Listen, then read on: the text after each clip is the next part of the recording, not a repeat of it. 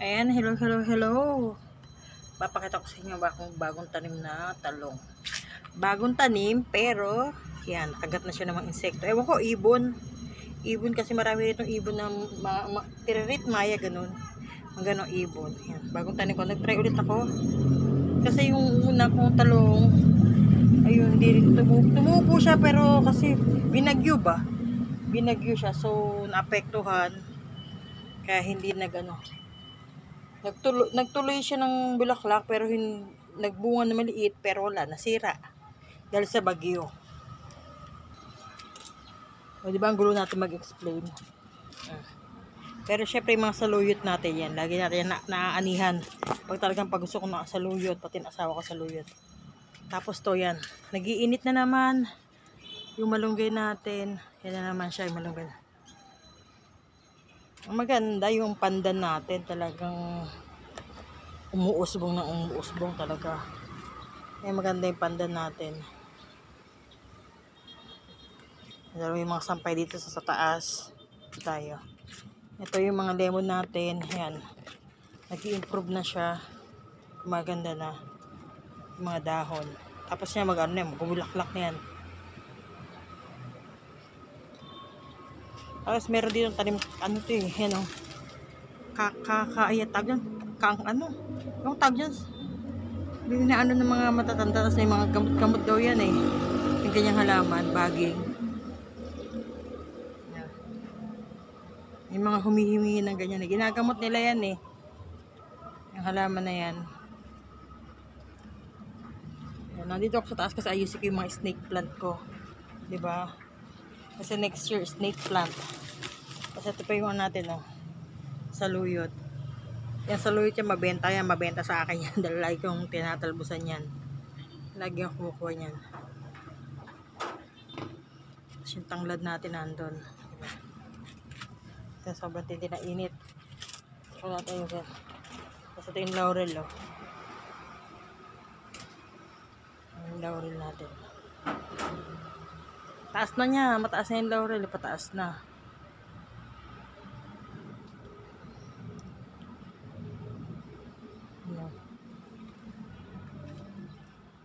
Pag alam mong gagamit ka niyan, kumuha ka tapos patuyuin mo para mas maganda.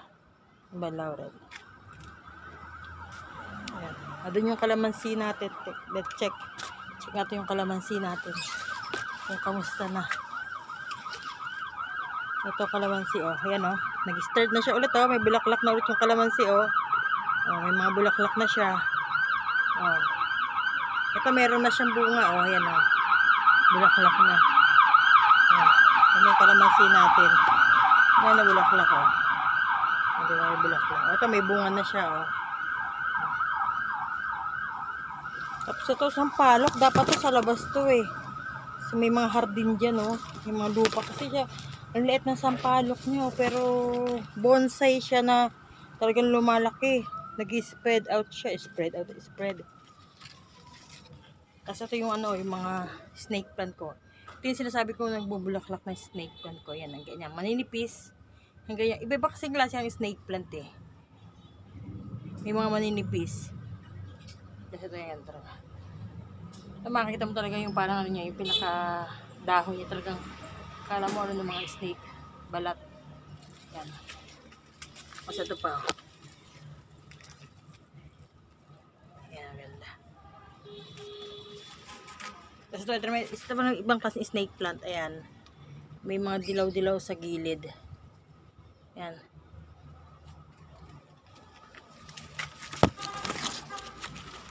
Meron pa tayo dito.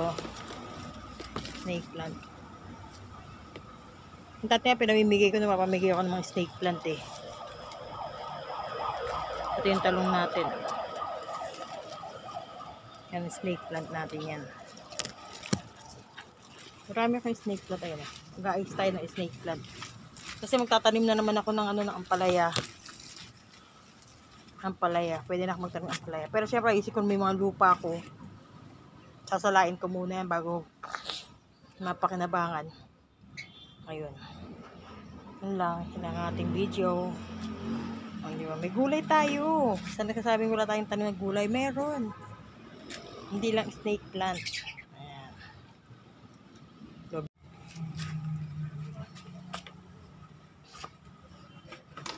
Yan, nag-asikaso tayo ng mga snake plant natin. Gusto ng snake plant yung maraming lupa. Kahit nasa paso, nasa maraming lupa. Tapos, ano yan? Pag umuulan, wala akong magawa kundi syempre ulan talaga yan. Pero pag ano, maaraw talaga, hindi ko siya basta-basta dinidiligan. Talagang minsan ano, isang linggo, isang beses lang minsan. Kasi pag masyadong siya matubig, nalulusaw siya eh. Nalulusaw yung mga ugat-ugat niya. Yan, kaya lagyan natin ang snake plant natin. Yan.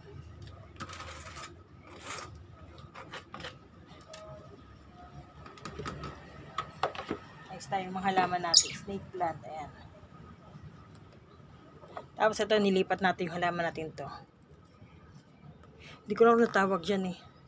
Sa search ko na lang kung ano yung tawag dito sa halaman na to. Ito yung mga ano, pag may mga procession or decoration sa mga kasal or decoration sa simbahan, ganito yung nakikita ko eh. Or wala magbibigay sa'yo ng bulaklak, may kasamang ganitong dahon. So hindi ko alam kung ano tawag dyan.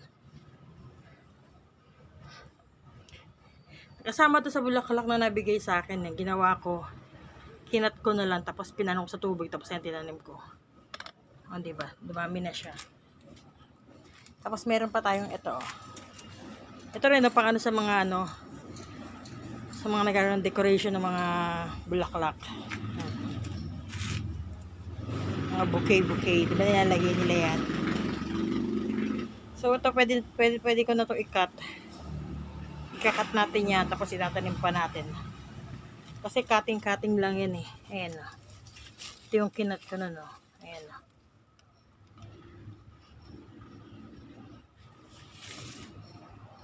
Pero kailangan ikakat natin sa umaga para maganda. Umaga. Ngayong hapon, hindi na ako pwede magkaroon ng gantong hapon. Magkakat-kat. Umaga mas maganda. Diba? Feeling ko lang kasi yung ano ko, pag umaga talagang pag malamig ang katawan mo, malamig ang kamay mo, hindi ka pagod. Ayan. Kakat natin yan. Tapos ito mga natin. May hilig ako sa halaman pero hindi ko alam tawag. Pag-aaralan pa natin yan. Ayan. Nilipat ko na siya. Ayan. Ayan. Ito yung nilalagay ko sa kwarto eh. Sa loob ng bahay. Ayan. 6 yan eh. Iba yung nakahiwalay. 6 siya. May 2 na ako dun sa loob ng bahay. Ito, ayusin ko pa yan. Ito lupa, dadagdagan pa natin. Tingnan mo siya, oh. Ayan, oh. Diba? Kailangan marami siyang lupa. Dagdagan natin ng lupa. Yan ang ating mga halaman. Diba? Dagdagan yung lupa to para pag ano, tapos punasan natin itong mga puti-puting mga natin. Ano to? Pet. Basta yun na yun. Mga plastic. Kasi pag mga babasagin, pag pinato ko sa lamesa, parang sobrang bigat naman. So yun lang. Yun ang ating paghahalaman. Ayan. Marami pa yan. Pag marami pa tayong time eh. Pero hindi natin pwede pag-gawin natin sarili. So, pag may ano lang tayo, alam natin free time, yun. Yun tayo, maghahalaman ulit. Okay? Hanggang sa muli. Bye-bye.